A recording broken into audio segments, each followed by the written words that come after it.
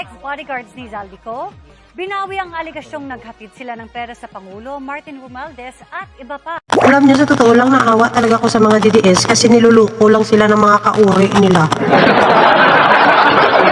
Imagine mo yan, paniwalang-paniwala sila at naniwala din sila doon sa 18 millions. O paano ba yan ngayon DDS? Binabawi na naman nila ang kanilang statement at mga aligasyon laban sa Pangulo, kay Romualdez at kay Zaldico.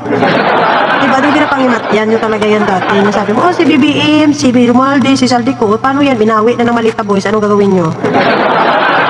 Ha? Ayaw nyo maniwala? O ito, pakinggan nyo. Wait lang. Hanapin natin dito. O, ito, sabi ng Malita Boys, oh, grabe, oh. Nalulungkot yung mga DDS na ito. Bad news to. O, pakinggan. Ang trabaho na gusto na namin pong manahimik. Ang binabawi na nila ang nauhan nilang mga aligasyon tapos Romualdez ko at iba pa sa pangakong pera. Una kasi dyan, may mga pangako po sa amin. Tulad na pinansya na sinasabi nila po na pwede na po kayong hindi magtrabaho ng 2 taon. Tapos, meron pa kayong security sa pamilya. Kapalit ng ano? Kapalit po sa ginawa na joint affidavit ko. Nag-iisip na rin daw ang iba pa nilang mga kasamahan na pumanig sa kanila. Nan.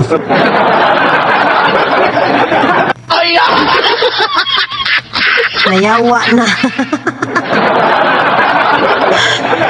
Imagine nyo ha, ginamit sila para manira lang, mag-aligasyon, guluhin, lukuhin kayo ng mga tanga na DDS. Ilang beses na ba namin sinabi sa inyo? Sinabi na namin sa inyo na huwag kayong maniwala sa mga 18 millions at basurero at kargador kasi hindi naman talaga consistent yung kwento nila. Hindi nga nila kabisado yung mga detalye, mali-mali yung mga detalye nila. Tapos kayo ng mga DDS, hala, nagbubulag-bulagan. Tama yung sinabi nila.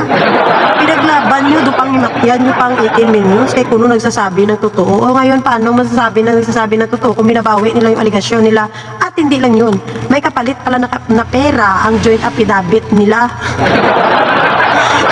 Imagine. Oh.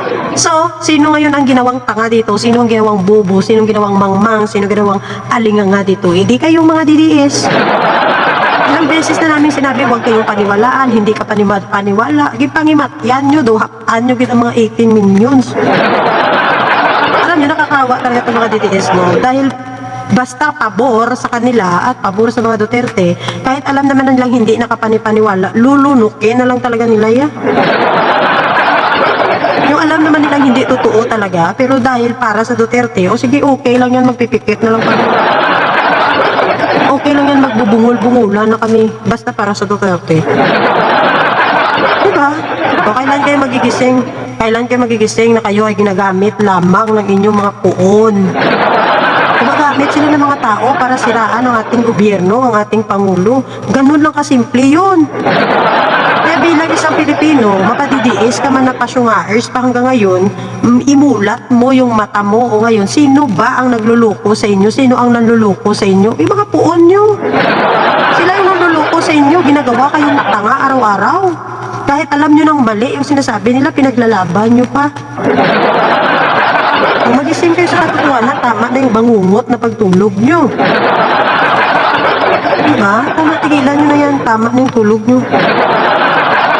Walang mangyayari sa ating bansa kung tayong lahat ay maniniwala lang sa mga propaganda at ayaw natin gamitan ng mata, ng tenga at utak ang nangyayari sa ating bansa.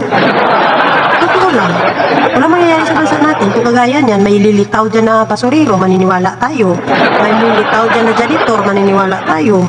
O, may lilitaw dyan na nakamalita, maniniwala tayo. O, diba? Walang mangyayari sa bansa natin. Kung puro paninira ang paniniwalaan natin, may utak naman tayo, gumamit naman tayo ng utak. Alam naman natin yung nagsasabi ng totoo at hindi. Alam naman natin yung tama at mali. Ganun kasimple. Gamitin na natin ang utak natin. Uy, para hindi man magkalawang ba?